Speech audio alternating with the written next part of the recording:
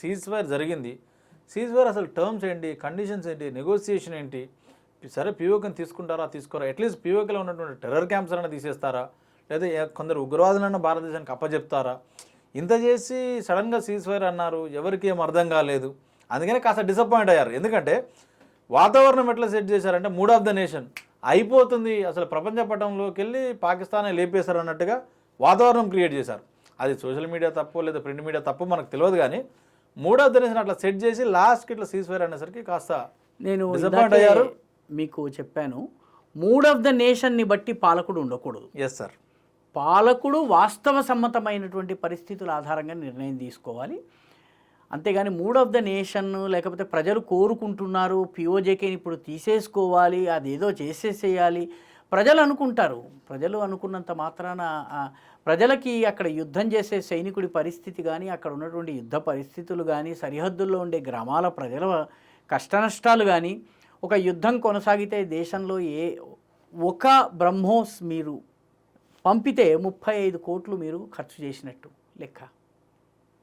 100 బ్రహ్మోస్ వేస్తే ఎన్ని కోట్లు అవుతుంది మీరు లెక్కేసుకోవాలి. కాబట్టి ఇవన్నీ కూడాను అన్నీ ఆలోచించి ఇంటి పెద్దగా ప్రధానమంత్రి తీసుకున్నటువంటి నిర్ణయము ఏమిటన్నది మనం ఆలోచించాలి. అంతేకాని నేను కోరుకుంటున్నాను కొడుక్కి హార్లీ డేవిడ్సన్ కావాలని ఉంటుంది, తండ్రి నాన్న నువ్వు కొనుక్కో, ఇదిగో ఈ వెస్పాది కొనుక్కో, దీనిలో గ్యాస్ సిలిండర్ పెట్టుకోవడానికి వీలుంటుంది, వెనక సామాను కట్టుకోవడానికి వీలుంటుంది, చెల్లెల్ని కూడా తీసుకెళ్ళడానికి వీలుంటుంది, హార్లీ డేవిడ్సన్ కాదు నాన్న వెస్పాది 2 lakhs 1.5 lakh కొనుక్కో అని అంటాడు.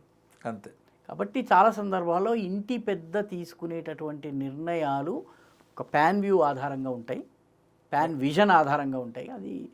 అది తెలియక చాలాసార్లు ప్రజలు తప్పుగా భావిస్తారు. ప్రజలు తప్పుగా భావిస్తున్నారు కాబట్టి అప్రియమైన నిర్ణయాలు తీసుకోవడానికి భయపడితే ఆ నాయకుడు కాదు. ఎక్సలెంట్ చెప్పారు సార్. సార్ ఇంకొక ప్రశ్న ఏంటంటే, అంటే రీసెంట్గా ఆపరేషన్ సింధూర్ సీజ్ఫైర్ అయిన తర్వాత ఆపరేషన్ సింధూర్ అనేది అంటే ఆ పేరు కూడా చాలా అభ్యంతరకరంగా ఉంది అని కూడా విమర్శలు వస్తున్నాయి సార్. ఏంటంటే సింధూర్ అంటే ఒక హిందూ మతానికి సంబంధించింది, వీళ్ళు బీజేపీ వాళ్ళు అయోధ్య పేరు పెట్టి అట్లనే హిందుత్వం పేరు మీద ఓట్లు దండుకున్నారు. ఇప్పుడు సింధూర్ అని కూడా మళ్ళీ హిందూ పేరే పెట్టి మళ్ళీ హిందువుల పోలరైజ్ చేసి ఓట్లు వేయించుకోవాలని చెప్పి మాట్లాడుతున్నారు. సో దీనికి ఏమంటారు సార్? దీనికి ఏమంటాం, మన దేశంలో గత 50 సంవత్సరాలుగా మనం తయారు చేసిన ట్యాంక్ పేరు వైజయంతి సార్. వైజయంతి ఎవరు? లక్ష్మీదేవి. మనము తయారు చేసినటువంటి మిసైళ్ళ పేరు ఆకాష్, నాగ్, పినాక్, త్రిశూల్, బ్రహ్మ ఎవరు పెట్టారు? అవును. మనము తయారు చేస్తున్నటువంటి మన ఆపరేషన్స్కి ఏం పేర్లు ఉన్నాయండి? Operation Vijay, operation Parakram, operation సర్ప వినాశ్, ఆపరేషన్ సింధూర్. ఇవన్నీ ఏ మతంతో ముడిపడ్డటువంటి పేర్లు? ఎవరు పెట్టారు? ఏ ప్రభుత్వాలు పెట్టాయి? ఎవరైతే ఆపరేషన్ సింధూర్లో వాళ్ళకి హిందూ మతమో లేకపోతే పురుషాధిక్యతో కనిపిస్తున్నదో వాళ్ళని మనం అడగవలసిన ప్రశ్న ఏంటంటే, ఈ దేశంలో మరాఠా రెజిమెంట్ యొక్క వార్ క్రై ఏంటి? ఛత్రపతి శివాజీ మహారాజ్కి జై, జై భవానీ, జై శివాజీ. కుమాయూన్ రెజిమెంట్ ఏదైతే ఉంటుందో దాని యుద్ధ నినాదం ఏంటో తెలుసునండి? జై బద్రీ విశాల్, జై బద్రీ విశాల్. బద్రీనాథ్ టెంపుల్ మీద మన యొక్క రాజ్పుటానా రైఫిల్స్ నినాదం ఏంటి? రాజా రామచంద్రకి జై.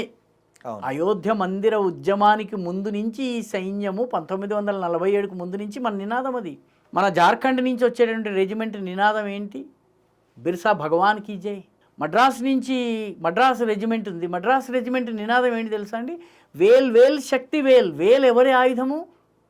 సుబ్రహ్మణ్య స్వామి, కార్తికేయుడు, దేవతల సైన్యాధిపతి. కాబట్టి దేశ చరిత్రలో ఇక్కడ ఉన్నటువంటి సంస్కృతి, ఇక్కడి జీవన విధానంతో మమేకమైనటువంటి పేర్లే మన రెజిమెంట్లకు ఉన్నాయి, మన ఆలోచనలు ఉన్నాయి. గూర్ఖా వాళ్ళు సైనికులు ఉంటారు, లేకపోతే మన మిగతా రెజిమెంట్స్ ఉన్నారు. వాళ్ళందరూ కూడా ధర్మంతో ముడిపడ్డటువంటి నినాదాలు ఇస్తున్నారు. అందులో ముస్లింలు ఉన్నా, క్రైస్తవులు ఉన్నా. మన సిక్ రెజిమెంట్ ఉంది, సిక్ రెజిమెంట్ నినాదం ఏంటండి? సిక్ రెజిమెంట్ బోలే సోజన్ నిహాల్ సత్ శ్రీ అకాల్. సిక్ రెజిమెంట్లో నాన్ సిక్కులందరూ కూడాను బోలే సో నిహాల్ సత్ శ్రీ అకాల్ అనాలి. కాబట్టి ఈ రకంగా మాట్లాడే వాళ్ళకి ఈ దేశ సంస్కృతి మీద అవగాహన లేదు. పురుషాధిక్యం ఈ భాష మాట్లాడే వాళ్ళు వాళ్ళకి ఈ సంస్కృతిలో స్థానం లేదు. వాళ్ళు చాలా మైనారిటీలు. ఈ దేశంలో ఎన్ని మాన్యవర్ షాప్స్ ఉన్నాయి? అవును సార్, చాలా ఉన్నాయి. మాన్యవర్ షాపులంతా కూడాను పెళ్ళిళ్ళలో కట్టుకునేటటువంటి సాంస్కృతిక వస్త్రధారణకు సంబంధించినవి. అవును. పెళ్ళి కాగానే ఈ పురుషాధిక్యత గురించి మాట్లాడే వాళ్ళందరూ వాళ్ళ ఇంట్లో పెళ్ళవగానే ముందు ఈ మాన్యవర్లకి ఇటువంటి వాటికి ఎందుకు పరిగెడతారు? కాబట్టి ఇవి నిలబడే వాదనలు కాదు, వీటి గురించి పెద్ద వరి అవ్వాల్సినటువంటిది కాదు. సార్ థ్యాంక్ యూ సార్, సమయం ఇచ్చినందుకు. Thank you. సో ఇది మన సీనియర్ జర్నలిస్ట్ రాకా సుధాకర్ సార్ గారి యొక్క అభిప్రాయము. వారు పహల్గామ్ నుంచి సీజ్ ఫైర్ ఆ తర్వాత కూడా అవుతున్నట్టు దాని గురించి రెగ్యులర్ అప్డేట్స్ ఇస్తున్నారు. అంతకుముందు కూడా చాలా మంచి వీడియోలు చేస్తున్నారు. రాకాలోకం అనే ఒక యూట్యూబ్ ఛానల్ ఉంది. ఎవరైనా సబ్స్క్రైబ్ చేసుకోకపోతే సబ్స్క్రైబ్ చేసుకోండి, తప్పకుండా ఫాలో అవ్వండి. ఎందుకంటే దేశభక్తికి, జాతీయవాదానికి, ఈ దేశానికి, యువతకు అంటే సంస్కారానికి పనికొచ్చేటటువంటి మంచి వీడియోలు చేస్తారు.